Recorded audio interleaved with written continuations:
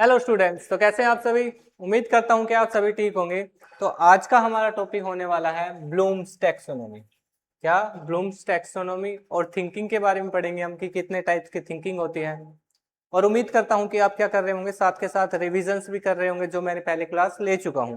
अगर आप रिविजन नहीं करेंगे तो क्या कुछ टाइम के बाद उन्हें भूल सकते हैं, इसलिए रिविजन करना क्या है, मस्ट है। अगर आप चाहते हैं आपके सीडीपी में क्या 30 आउट ऑफ 30 बने तो आपको रिवीजन साथ के साथ करना जरूरी है। तो आइए पढ़ते हैं किसके बारे में, ब्लूम्स टैक्सोनॉमी के बारे में। तो सबसे पहले देखिए क्या है, डोमेन्स ऑफ लर्निंग क्या किसने दिए हैं, जो बीएस ब्लूम ने। किसने? BS Bloom. इनका पूरा नाम क्या है? BS Bloom. तो देखिए, Bloom's identified 3 domains of learning. क्या 3 डोमेन्स दिए हैं किसने? ब्लूम ने लर्निंग के। Often refer to as the 3H। क्या 3H से क्या किया इन्होंने, इसे रेफर्ड किया है। अब जानेंगे 3H क्या होता है, ठीक है।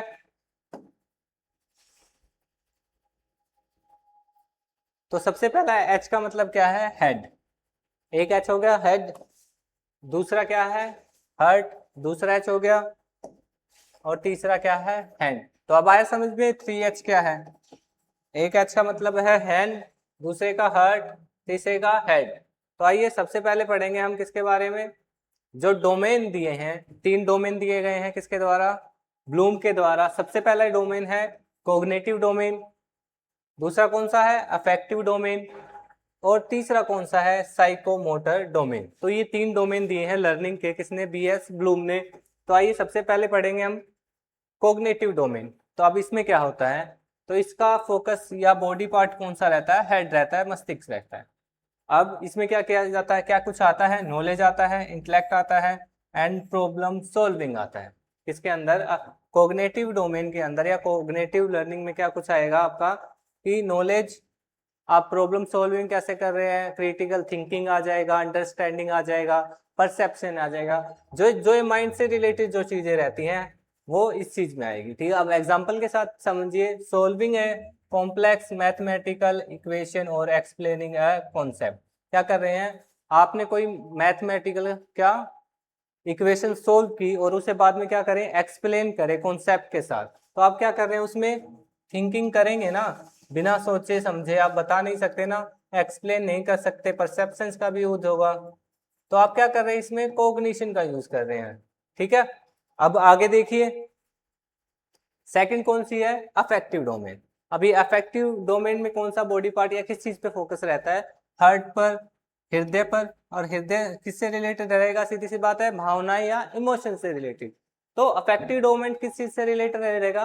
इमोशन से, वैल्यूज से, एटीट्यूड से, एंड परसेप्शन में, ठीक है। अब एग्जाम्पल के साथ देखिए इसे, शोइंग एम्पैथी टुवर्ड अदर्स और appreciating a piece of art. क्या कि क्या कर रहे हैं हम, किसी के दूसरे के प्रति क्या दिखा रहे हैं? एम्पैथी दिखा रहे हैं। आपको एम्पैथी और सिंपैथी में डिफरेंस पता है? सिंपैथी का मतलब क्या है, कि आप दया दिखा रहे हैं, और एम्पैथी का मतलब क्या है, कि आप जो जैसा वो फील कर रहा है वैसा उसकी तरह फील करने की कोशिश कर रहे हैं या फील कर रहे हैं, ठीक है। तो आप इसमें क्या कर रहे हैं, एम्पैथी दिखा रहे हैं, उसकी उसे जैसा फील हो रहा है उसे फील कर रहे हैं। या क्या किया, किसी ने कोई भी पेंटिंग बनाई या आर्ट बनाई तो उसको क्या कर रहे हैं, अप्रिशिएट कर रहे हैं, इमोशनली क्या कर रहे हैं, उसे अप्रिशिएट कर रहे हैं। तो अफेक्टिव डोमेन किस चीज से रिलेटेड रहेगा? हमारे इमोशन से रिलेटेड रहेगा, वैल्यू से रिलेटेड रहेगा, एटीट्यूड से रिलेटेड रहेगा। इमोशन से जितनी भी चीजें रिलेटेड होंगी, भावनात्मक से, वो किस में आएगी? अफेक्टिव में आएगी। अब थर्ड डोमेन देखिए कौन सा दिया है, साइकोमोटर डोमेन। अब इसमें किस चीज पे फोकस रहता है या कौन सा बॉडी पार्ट? हैंड, या इसे आप शारीरिक भी बोल सकते हैं। अब इसमें क्या कुछ आता है, किसमें? साइकोमोटर डोमेन में क्या कुछ आता है? फिजिकल स्किल्स हो गई, कोऑर्डिनेशन हो गया, मस्कुलर एक्टिविटी हो, जो भी हमारी बॉडी से रिलेटेड जो भी चीज आएगी या जिसमें भी हम क्या कर रहे हैं, बॉडीज का यूज कर रहे हैं, चाहे वो गेम हो गया या कोई क्या कर सकता है, गेम के अलावा किसमें, साइकिलिंग हो गया, ड्राइविंग हो गया। तो ये क्या है, एक्टिविटीज है या मस्कुलर एक्टिविटीज है। एग्जाम्पल के साथ देखिए, typing on a keyboard, painting और प्लेइंग फुटबॉल, ये क्या है, सारी एक्टिविटीज है। तो एक्टिविटीज जिसमें भी आएंगी वो किस में आएगी, साइकोमोटर डोमेन्स में। तो अब देखिए क्या थिंकिंग के बारे में पढ़ेंगे हम, किसके बारे में, चिंतन के बारे में पढ़ेंगे।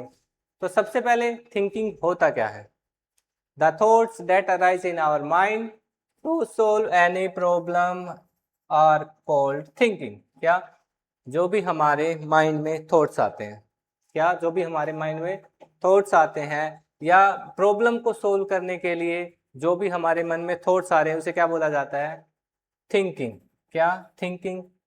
थिंकिंग आप ये लगा लीजिए कि जो भी थॉट अगर हमारे मन में आ रहा है तो वो किससे रिलेटेड है, उसे क्या बोल रहे हैं हम, थिंकिंग बोलते हैं। Thinking starts when a problem arise and continues until the problem is solve. तो थिंकिंग कब स्टार्ट होती है, जब कोई समस्या हमारे सामने आती है, और कब तक रहेगी, जब तक हम उसे सोल्व ना करने, या अगर हमें कोई असेसमेंट कह रहा हूँ, कोई प्रोजेक्ट दिया जाए या कोई वर्क दिया जाए तो उसके बारे में हम कब तक सोचेंगे, जब तक वो सोल्व ना कर दे। सोल्व करने के बाद थिंकिंग उसके बारे में खत्म हो जाती है। अब देखिए टाइप्स ऑफ थिंकिंग, कितने टाइप का चिंतन का प्रकार है। तो सबसे पहले पढ़ेंगे हम ऑटिस्टिक थिंकिंग के बारे में, जैसे हिंदी में क्या बोलते हैं, शवलीन चिंतन। Imagine something that has not real form is called autistic thinking. जो असली नहीं है, जो रियल नहीं है। अब आप इसे क्या इमेजिनेशन ही बोलेंगे, अगर जो रियल नहीं है वो क्या होगा, इमेजिनेशन या इमेजिनिंग समथिंग, जो हम सिर्फ सोच पा रहे हैं, जो रियल नहीं है। एग्जाम्पल के साथ, day dreaming about things that are not practical. अब आप ये सोचिए कि आप क्या सोच रहे हैं कि काश मैं उड़ पाता, अगर उड़ पाता तो जल्दी कहीं पे भी चला जाता, काश मुझ में क्या होती, गायब होने की शक्ति होती। तो सीधी सी बात है, तो वो किस टाइप की थिंकिंग है, ऑटिस्टिक थिंकिंग में आता है, जो क्या है, रियल है ही नहीं। आप क्या गायब हो सकते हैं, नहीं हो सकते। आप क्या उड़ सकते हैं, नहीं उड़ सकते। तो ये क्या है, एक हमारी सिर्फ क्या है, इमेजिनेशन है, जो क्या नहीं है, रियल नहीं है, जो क्या नहीं है, रियल नहीं है। तो वो किस टाइप की थिंकिंग होगी, सवलीन चिंतन बोलेंगे उसे। अब देखिए सेकंड कौन सी है, रियलिस्टिक थिंकिंग, यथावादी चिंतन। This thinking is related to reality. पहली वाली कौन सी थी, जो रियलिटी से रिलेट नहीं करती थी, और दूसरी कौन सी है, रियलिस्टिक थिंकिंग, जो रियलिटी से बेस्ड है। अब एग्जांपल देखिए, planning your daily schedule based on actual task. अब क्या किया आपने, स्कूल जाने से पहले ये सोच लिया कि मैं फर्स्ट पीरियड की बुक लेके जाऊंगा या नहीं, सेकंड पीरियड की बुक लेके जाऊंगा नहीं, या मैंने कुछ काम किया है, कौन कौन से सब्जेक्ट का काम किया है, ठीक है। तो वो आपने क्या कर लिया, शेड्यूल्ड कर लिया। क्या कर लिया, शेड्यूल्ड कर लिया। या जो आपने सोचा वो क्या है, आगे होने वाला है, और वो क्या है, एक रियल है। जो भी थिंकिंग आपकी रियल होगी, या रियल का मतलब है जो हो सके, ठीक है, तो वो किस टाइप की थिंकिंग में आएगा, रियलिस्टिक थिंकिंग में आएगा। अब रियलिस्टिक थिंकिंग के भी क्या है, टाइप्स है। तो रियलिस्टिक थिंकिंग का टाइप देखिए, पहला कौन सा है, कन्वर्जेंट थिंकिंग।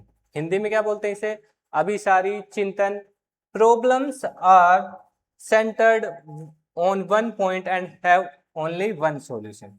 क्या, कि अगर कोई भी प्रॉब्लम है और सिर्फ उसका वन ही सॉल्यूशन आप निकाल रहे हैं, या सिर्फ एक ही सॉल्यूशन है, तो वो कौन सा होगा, कन्वर्जेंट थिंकिंग। कैसी थिंकिंग है, कन्वर्जेंट थिंकिंग है जब क्या कर रहे हैं आप, किसी भी प्रॉब्लम का सिर्फ एक सॉल्यूशन निकालते हैं। एग्जांपल के साथ सुनिए, कैपिटल ऑफ इंडिया दिल्ली। क्या, दिल्ली की मतलब सॉरी इंडिया की कैपिटल क्या है, दिल्ली है। इसका कोई और आंसर है, नहीं है, सिर्फ एक ही सॉल्यूशन है इस प्रॉब्लम। अगर आपको प्रॉब्लम दे दिया जाए कि कैपिटल ऑफ इंडिया क्या है, तो आप क्या बोलेंगे, दिल्ली।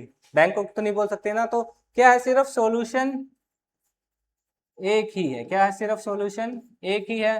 तो ये किस टाइप की थिंकिंग हो गई, कन्वर्जेंट थिंकिंग, ठीक है। Solution is close ended. Close ended का मतलब यही है कि सिर्फ एक ही आंसर है। अगर क्या कर पा रहे हैं आप, किसी भी प्रॉब्लम का सिर्फ एक आंसर निकाल पा रहे हैं, तो वो किस टाइप की थिंकिंग में आएगा, आपका कन्वर्जेंट थिंकिंग में।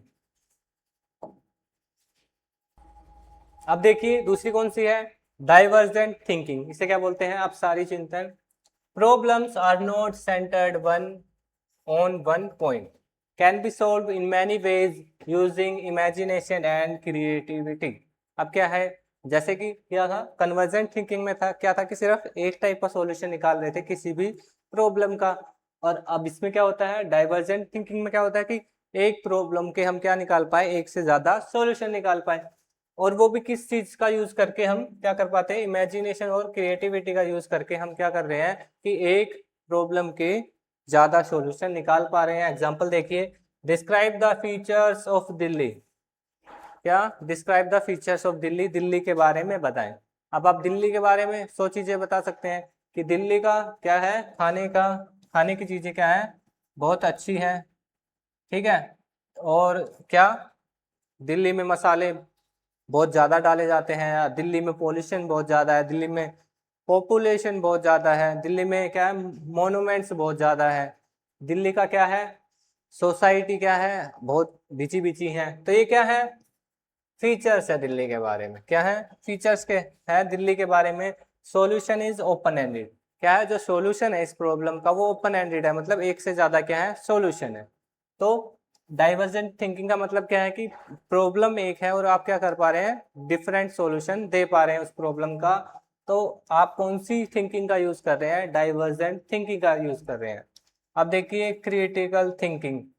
अब क्रिटिकल थिंकिंग क्या होता है, आलोचनात्मक चिंतन, accepting something while looking at the merits and demerits। क्या आप कुछ एक्सेप्ट कर रहे हैं उस किस चीज को ध्यान में रखे, उसके मेरिट्स और डीमेरिट्स।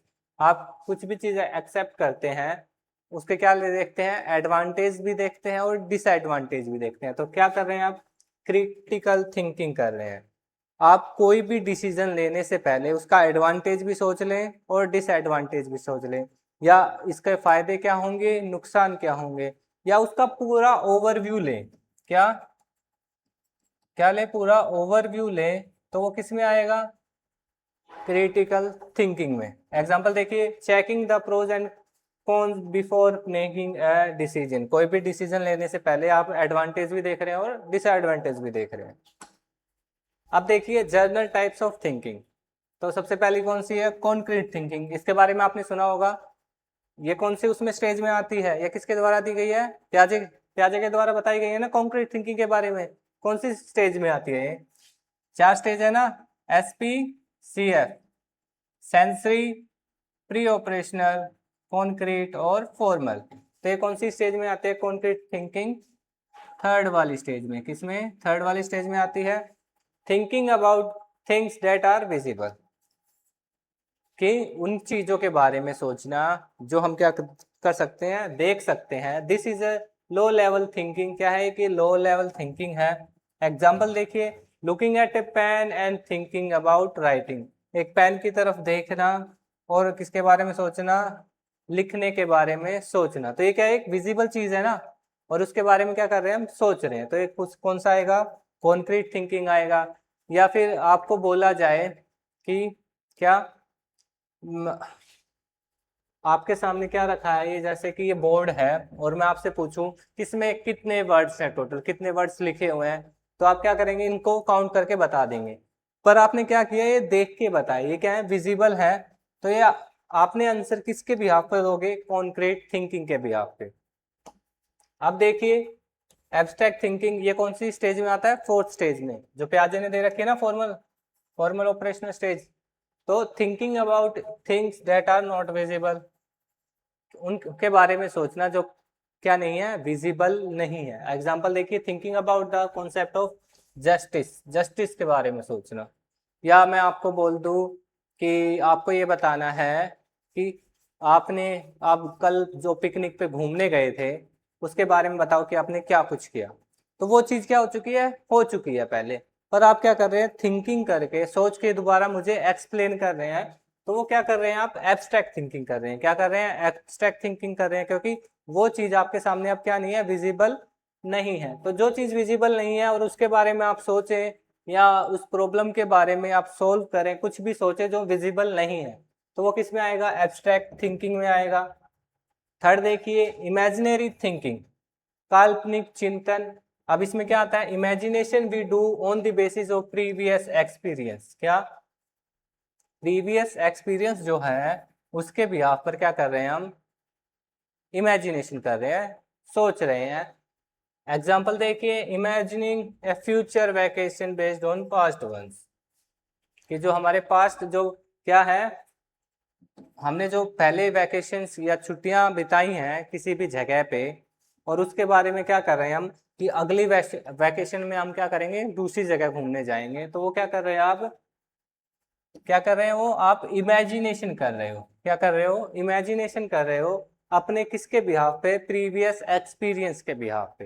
तो उसे क्या बोलते हैं, काल्पनिक चिंतन। जो भी आप सोचते हैं, जो क्या हो आपने किया नहीं है अभी तक पर आप करने की सोच रहे हैं, तो उसमें किस में आ जाएगा, इमेजिनरी थिंकिंग में। ऐसे ही फोर्थ कौन सी है, लॉजिकल थिंकिंग। अब ये लॉजिकल थिंकिंग क्या होता है, इसे हिंदी में क्या बोलते हैं, तार्किक चिंतन। टू आर्ग्यू और थिंक अबाउट एनीथिंग और ऑब्जेक्ट, किसी के बारे में क्या करना, आर्ग्यू करना या थिंक करना किसी भी थिंग या ऑब्जेक्ट के बारे में। This is the best level of thinking. क्या, लॉजिकल थिंकिंग, मतलब किसी भी चीज के बारे में आप क्या कर रहे हैं, लॉजिकली सोच रहे हैं। क्या कर रहे हैं, लॉजिकल सोच रहे हैं, तो उसे क्या बोलेंगे, लॉजिकल थिंकिंग। एग्जाम्पल देखिए, reasoning why scientific phenomena happens. ठीक है, क्या इसमें क्या कर रहे हैं हम, लॉजिकल थिंकिंग करेंगे, क्योंकि ये क्या है, रीजनिंग कर रहे हैं why a scientific phenomena happens, कि साइंटिफिक कोई भी फिनोमेना क्यों होता है। तो अगर आप किसी भी चीज में वाई का क्या कर रहे हैं, आंसर कर रहे हैं, वाई को क्या कर रहे हैं, आंसर कर रहे हैं, तो वो मैक्सिमम किस टाइप की, वो किस टाइप की थिंकिंग में आएगा, लॉजिकल थिंकिंग। क्या, लॉजिकल थिंकिंग में आएगा। ठीक है, तो आज का टॉपिक इतना ही। वीडियो अच्छी लगी हो तो लाइक करें, सब्सक्राइब करें। थैंक यू, मिलते हैं नेक्स्ट क्लास में।